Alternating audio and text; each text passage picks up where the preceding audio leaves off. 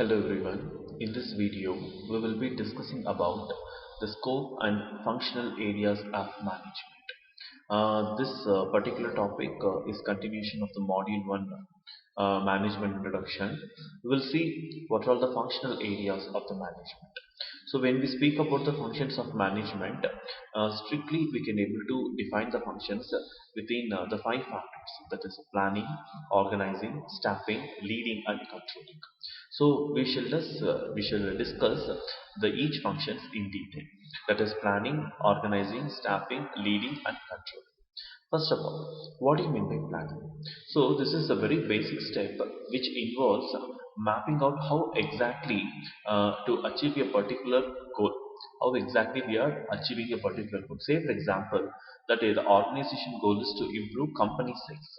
So I just start a company where my intention is to improve the sales of the company. So for that, how planning should be done? Very firstly, the manager needs to decide which steps are necessary to accomplish the goals, that is, to increase the company sales. And these steps may include increasing like advertisements and inventory kind of the process and even the sales staffs also. Because these three like the different categories plays a very vital role in achieving our particular goal. When the plan is in place, the manager can follow it to accomplish the goal of improving company sales. And here also we can able to see this. There are many people who described the functions of the management in different ways. That is planning, organizing, the leading and controlling, like which was coined by Newman and Summer, and similarly by Henry Foyle, where planning, organizing, commanding, coordinating, and controlling, and by Luther Gulick, we simply call it as the POSDCORB, which is nothing but planning, organizing, staffing, directing, coordinating, reporting, and budgeting. And from Warren Hines and Joseph Massey point of view, the functions of management includes decision making, organizing, staffing, planning, controlling, communicating, and directing.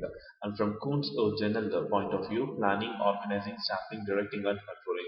So these are all the functions of management from the different pioneers' point of view.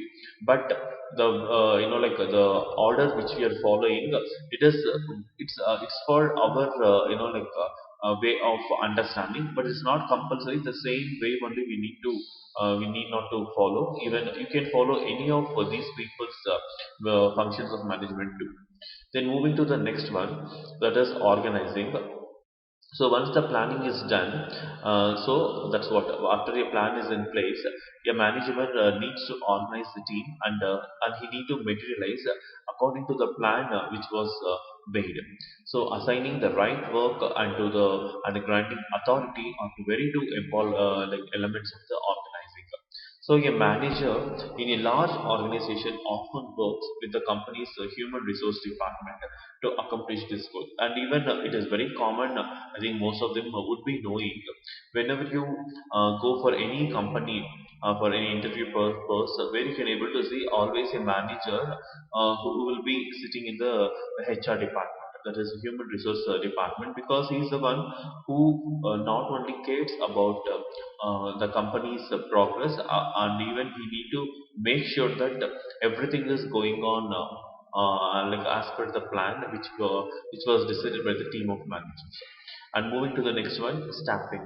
So once the manager discerns his area's needs, he may decide to beef up his staffing by recruiting, selecting, training, and developing employees. Of course, the same process is happening almost in all the companies, but very popularly we can see these process in the software companies. But correctly speaking, even it is happening in small, like small scale industries to the large scale industries too.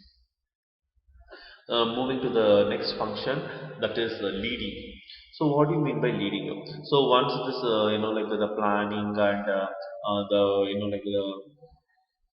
implementing and the process, what is that, staffing and organizing, once all these things, then we have to think about leading. So a manager needs to do more than just one plan, because sometimes the plan what they implement, they may get affected due to the unexpected cases.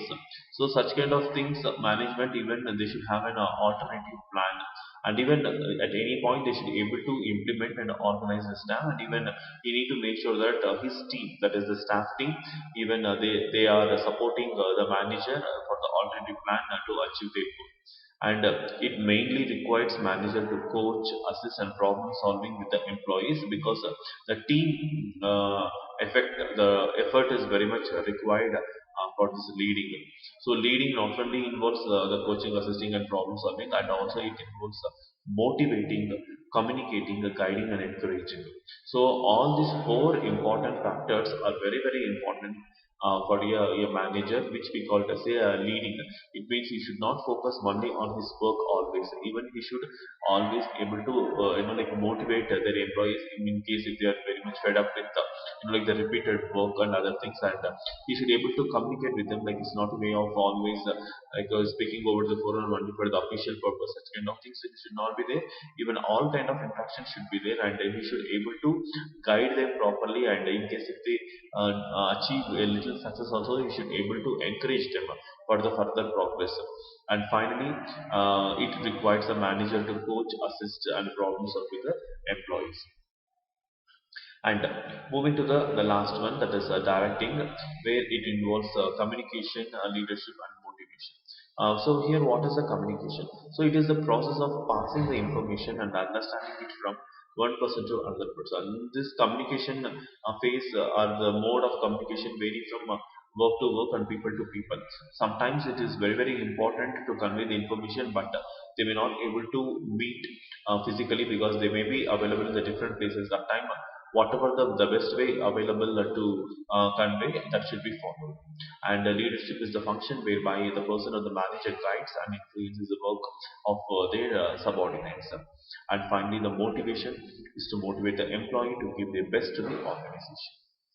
Then the very last one in the functions, that is nothing but controlling, where after the other elements are in place, a manager's job is not finished. He needs to continuously check results against goals and take any corrective actions in case it is required, and he need to make sure that his area's plans remain on the track. Because as I told you, there are many chances the process or the the final goal, they may not able to lead it because of unexpected problems. But still, with the implementation of the alternative plans, he should able to get it succeed. And all managers at all levels of every organization perform these functions, but the amount of time a manager spends on each one depends on the levels of management and even the specific organization. And even this controlling involves establishing standards of performance, establishing the current performance and comparing it against the established standard, taking corrective action and that does not meet the standard, and control compels the events to confirm the plans. So with this, the scope and functions of the management gets completed. And if you have any doubt in this topic, please put your doubt in the comment box and feel free to ask your doubts. Thank you.